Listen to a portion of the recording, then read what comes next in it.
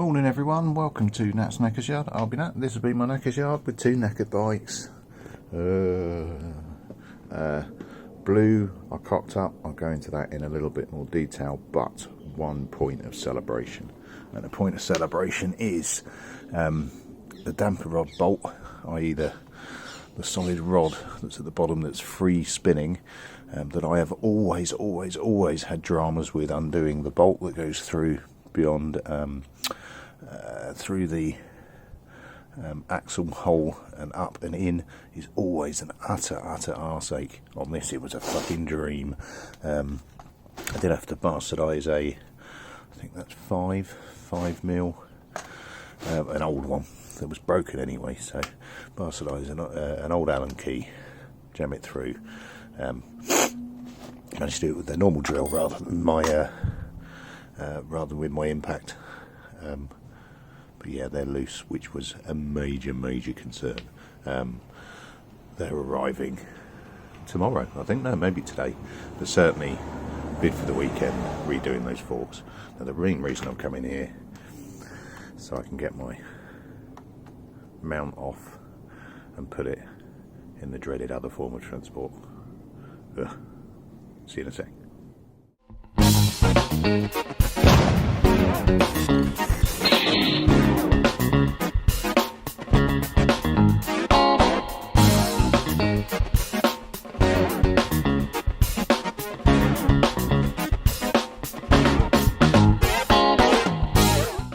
Okay, so condemned to the other blue, the car. Now this is potentially the greatest, bag's heavy, it's setting off my seatbelt sensor. This is potentially the greatest punishment for fucking up my forks. It's having to do this commute in a car because it is fucking awful. Now do not be concerned. This is not a change in direction for the Knackers Yard. This is not a change in direction for Nat. I will not be showing dash cam footage from a car as the norm. I will just use it to expose my own inner punishment for making a stupid mistake.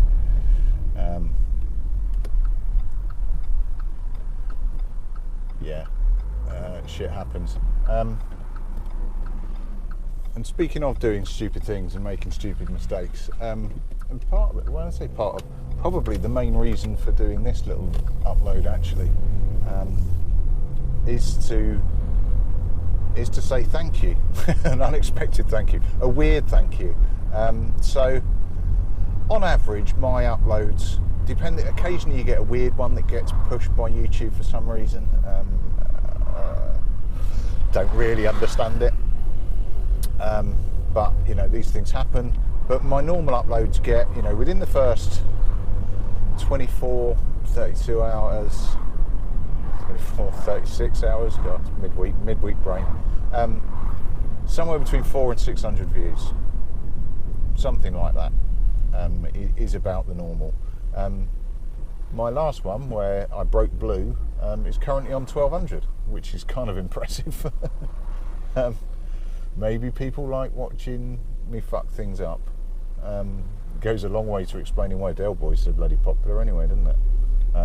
Although the slight difference between me and him is I show my mistakes and admit them. Anyway, so thanks. Thanks for watching me fuck up. No, that's not really what I mean. I want to say thanks for the comments. Now, don't get me wrong, I've been called a dickhead a few times. However, I call myself a dickhead more often. So there are a few, and it's all done in jest, and that's what I like about it. There's a few, I can't believe you did that. There's quite a lot of, oh well, you're learning from it, or alternatively,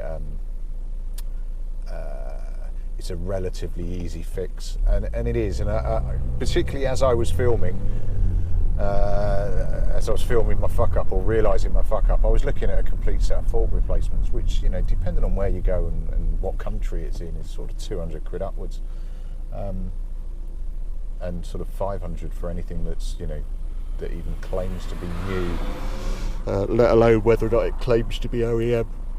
Excuse me. Yeah, and it wasn't actually till I thought about it a little bit after I got over my initial frustration, my initial annoyance at myself for it being quite so dim, was that I realised that actually the main bodies of the forks are fine. I've done nothing to fuck those up. It's only the lower sections. Unfortunately, it's the sort of thing that do turn up on salvage sites and do turn up on eBay, which is where I do most of my shopping because it's easiest. They were $24.99, open to offers. Frankly, for the sake of possibly saving a £5 on both of them, I just couldn't be asked. I just bought them as they are. So that was at the tail end of the pictures at the tail end of the last vid. If I'm doing that, I have to change the fork seals. I think it would be fundamentally fucking stupid not to. But looking at the dust seals on them, they are cracked. The current seals look okay, but actually, if the dust seals are cracked, it's a matter of time because they're going to stop doing what they need to do of keeping shite off the fork seals. So, as much as there's nothing distinctly wrong with them, and I wouldn't have changed them if I didn't have to, actually, it's probably a good thing that I do change them. So we're just past midsummer as filming and as releasing in the UK. It's all downhill from now. No, it's a sort of shitty job you don't want to do during the summer, but you probably need to do before the winter. Not every year, but your fork seals will be under more strain, stress, I don't know, whatever you want to call it, during the winter months than the summer months. I'm supposing it seems to make sense. But the slightly more harsh weather conditions just make life a little bit harder for everything. Excuse me, I'm just realising that I've not got a lot of charge on my GoPro. So an advantage of driving is that you can fuck around and do those sorts of things at lights. They're a lot more difficult on a bike. Apologies, this is going to be mono again because I do have my original microphone on that I have stripped out of my helmet, mostly because just for this one-off video I really didn't want to go through the arse ache of stripping that microphone out of my helmet again and then replacing it. So it's retro, it's gone back to mono.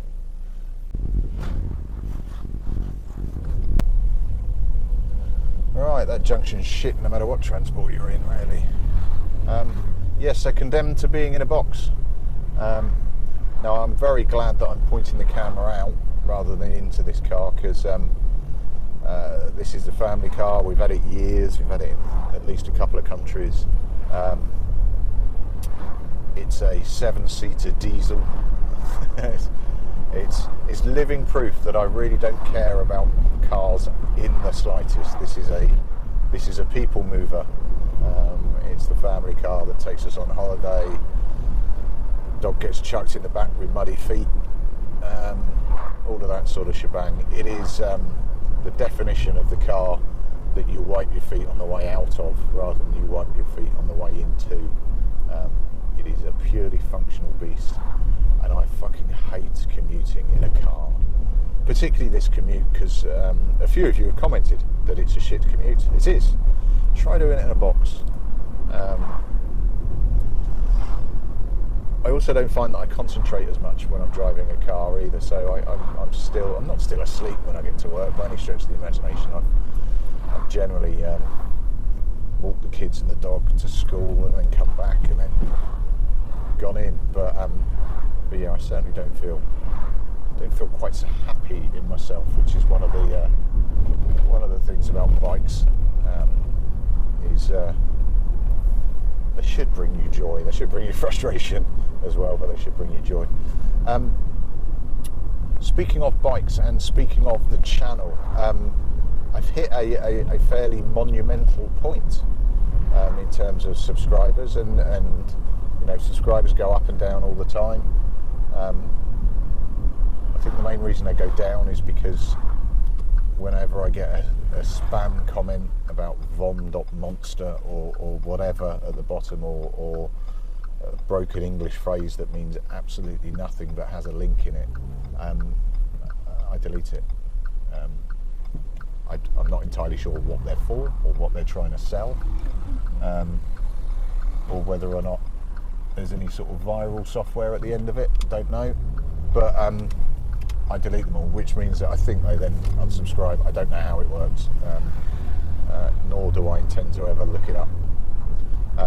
So yeah, my numbers fluctuate slightly, but I'm currently sat on 1, 2, 3, 4, so 1,234 subscribers, which is fucking incredible. Now I distinctly remember I've only been doing the channel sort of 2 and a bit years, something like that, but I distinctly remember being on 123 subscribers. I also distinctly remember being on 456 subscribers, 456 particularly, because I seem to stop there for quite a while. Now I don't really watch my subscriber count anymore. I think that's that sounds a little bit pious. I don't even look at the numbers anymore. I've got so many. No, I don't look at the numbers anymore because I found myself getting slightly addicted to it. Not that I was necessarily trying to change my content to get more, but I found myself staring at it, and I watch pop and all of that. But yeah, I'm chuffed with the numbers. Thanks both to the individuals that are still here after being part of the 1, 2, 3, and welcome to subscriber number 1,234. It's kind of made me think a little bit about the channel and kind of some so whats really. And actually my recent fuck up with the forks has kind of solidified my worldview. And it's things I want to do and things I don't want to do. Now I have no interest in having a channel the size of Del Boy's channel, for example, which is probably one of the biggest ones. Nor do I propose to be half as talented as Craig at the Doghouse, or half as knowledgeable as Matt Hudson at Dirty Workshop Guy, or Dirty Workshop Guy, the Workshop, Dirty Garage Guy.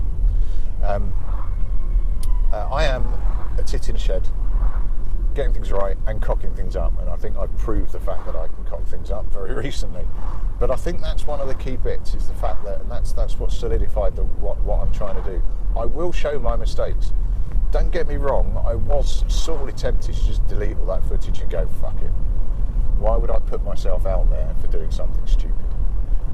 But I had a moment of, well, if I'm going to share my successes, I should share the setbacks and failures as well, surely.